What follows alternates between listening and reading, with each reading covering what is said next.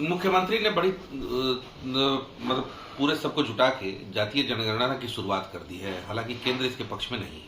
Sir देखिए, एक बात समझिए, जब आप समावेशी विकास की बात करेंगे और इक्वल विकास, आरक्षण क्यों आया था? आरक्षण लाए गए थे समाज के जो शैक्षणिक रूप से कमजोर लोग हैं, सामाजिक रूप से कमजोर लोग हैं, उसको डेवलप करने के लिए, उसको बराबरी में लाने के लिए। लेकिन अभी तक कोई मूल्यांकन नहीं हुआ कि कौन एजुकेशन में पढ़ा, कौन नहीं गया, कौन अत्यंत पिछड़े के लोग आज तक एजुकेशन में डेवलप किए कि नहीं। कभी आरक्षण लाने के बाद इस पर अभी तक एक बार गंभीरता से नहीं ध्यान दिया गया कि इसके मुनाफे, इनका बेनिफिट पिछड़ा को, अत्यंत पिछड़ा को, दलित आदिवासी को कितना मिला। 9 करोड़ 68 लाख आदिवासी है, उसमें उनको मिला कि नहीं, दलितों में किसको मिला, किसको नहीं मिला, अत्यंत पिछड़ा में किस जाति को मिली, कौन जाति नहीं, अभी तक हम सक्सेस कर पाए। उसी तरह यदि आप आरक्षण का बिना जाति जनगणना के आरक्षण को आप 10% गरीब को, अमीर के लोगों को आप आरक्षण देने की बात हम लोगों ने की, हम इसके पक्षधर हैं।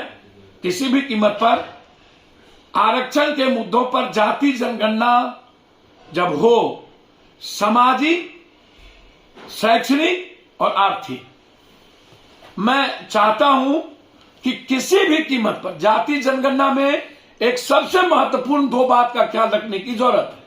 उसमें बगैर बेरोजगारी और गरीबी के जनगणना के आप जाति जनगणना का जो आप एक बड़ा फ्रीडम चाहते हो कि हमें उन वर्गों को आगे लाना है जहां पर आज तक संख्या के आधार पर, मैं तो चाहता हूं जिसकी जितनी जनसंख्या उतनी भागीदारी कर दो, राजनीतिक, सामाजिक, उसमें एसटी एससी को भागीदारी मिलेगी, अत्यंत पिछड़ों को भागीदारी मिलेगी।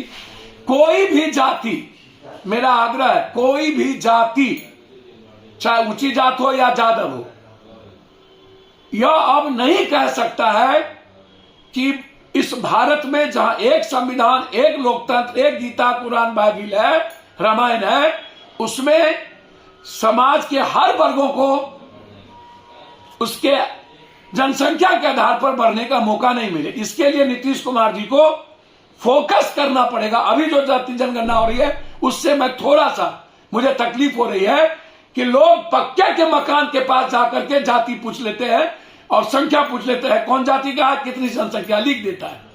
झोपड़ी, अब एक झोपड़ी में 10 आदमी है, क्योंकि उसके पास 2 झोपड़ी नहीं है।